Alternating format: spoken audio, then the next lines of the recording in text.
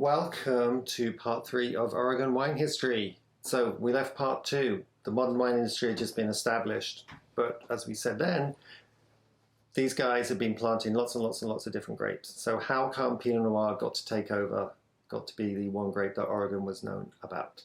Well, the story starts in 1979.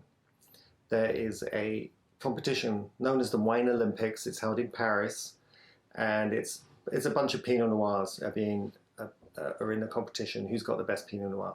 And David Lett's 1975 Irie Pinot is placed in the top 10 of this competition, which may not sound that amazing. You know, it's top 10, so what? But back then it was amazing because basically Pinot Noir was Burgundy. That's pretty much anybody knew about Pinot Noir. So when this wine from Oregon is placed, people are just like, probably first of all, like, what the F is Oregon? Where is it? They probably had to go and get a map. And then they were just like, well, how is this thing? How did this thing turn up on here? So it makes a splash, and lots of people are intrigued by this. One of them is Robert Duran, who is a famous Burgundian winemaker, and he sets up a kind of a rematch with Oregon versus Burgundy Pinots. And again, the Oregon wines do well in this competition. So that starts to kind of get people thinking. It starts off a process. Maybe there's something about Pinot Noir in Oregon. There is another competition in 1985, which is held in Oregon. Same thing, Oregon v Burgundy.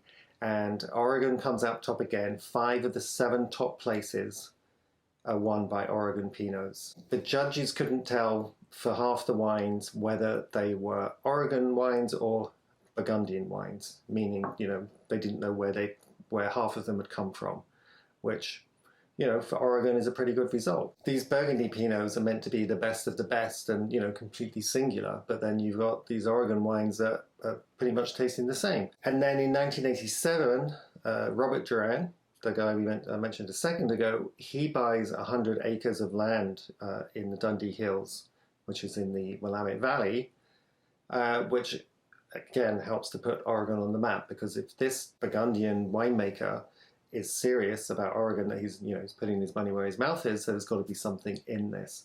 So all these events kind of starts to turn the wheel, if you like, or begin the snowball effect. It doesn't happen overnight. It takes time, but people are thinking, well, if I'm going to plant grapes in Oregon, what should I be planting?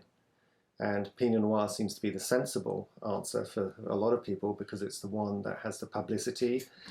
It's the one that, you know, they can sell more easily than other kinds of varieties. And this Pinot Noir grows so much, and kind of the marketing hype behind it, you know, grows so much that it starts to push out other kinds of grape varieties.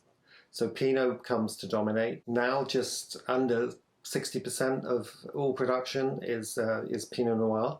So the story basically being put about is that Oregon is the place for Pinot Noir, and, you know, the story is also told backwards now from when those first plantings were made by the pioneers. The idea is that, well, they came here to plant Pinot because they knew it was going to do well. So they you know, people try to trace this line through, which isn't strictly true, because Pinot was one of the things they did do, but they also did lots and lots of other things, and there were other kinds of things that those early pioneers were excited about. So you have a situation now where Pinot's huge.